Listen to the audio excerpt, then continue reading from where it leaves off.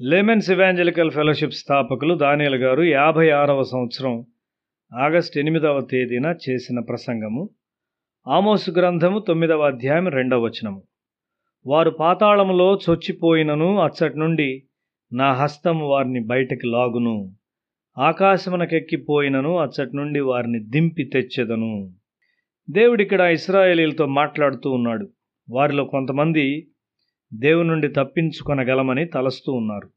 వారు తన నుండి తప్పించుకొనలేరని దేవుడు చెప్తున్నాడు. దేవుడు వారిని గమనించున్నాడని మరియు వారిని పరిశోధించున్నాడని మరియు దాన్ని బట్టి ఆయన వారిని దీవిస్తాడని యవన ప్రజలు మర్చిపోవచ్చు. ఆయన వారిని ఎట్లు దీవించాలని కోరుచున్నాడు? తన స్వభావాన్ని వారికిచ్చుట ద్వారా.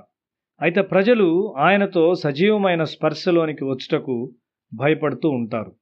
పాత నిబంధన కాలంలో ప్రజలు ఇతర దేవుళ్లను పూజిస్తూ ఉన్నప్పుడు మొదట మీరు ప్రభువును వెదకండి అని ఆయన వారితో చెప్పాడు. తరువాత ఆయన మోషే ధర్మశాస్త్రమును ఇచ్చాడు.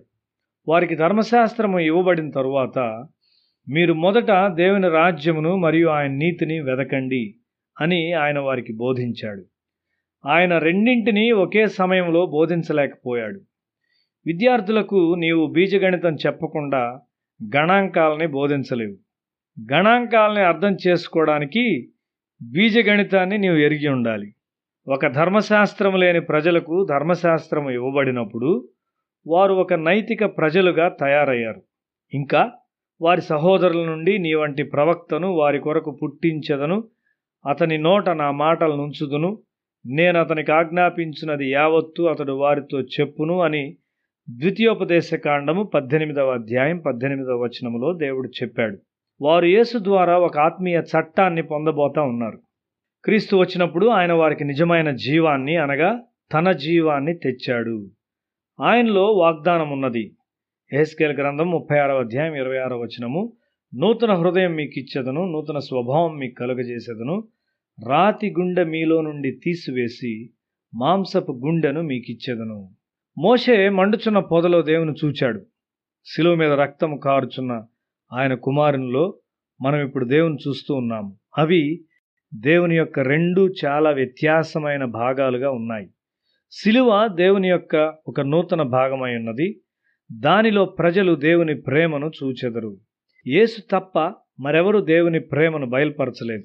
పాత నిబంధన ప్రవక్తలైన ఏలియా లేక మోషే మరెవరు దేవుని ప్రేమకు ప్రతినిధులుగా ఉండలేరు.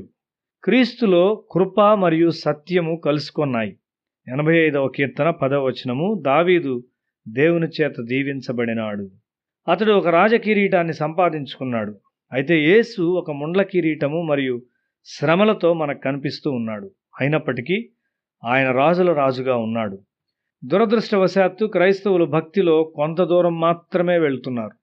వారు దేవుని నుండి దీవెనలు కోరుచుంటారు. అయితే దేవుని కొరకు వారు ఏమి చేస్తున్నారు? ఏమీ లేదు. మీ పిల్లల్లో ఒకడు దేవుని సేవించాలని కోరినట్లయితే మీరు బాధపడతారు. అక్కడ త్యాగం లేదు. త్యాగం విషయమునకు వచ్చినప్పుడు మీరు వెనుదీస్తారు. మీ సంతోషము మరియు ఆరోగ్యం కొరకు మీరు దేవుని వెతుకుచుంటారు. అనేకమైన దీవెనలను పొందుకొనుటకు మీరు దేవుని వెతుకుచుంటారు. ఎంత క్రయమైనా దేవుని వెతుకువారిగా మీరు ఉన్నారా?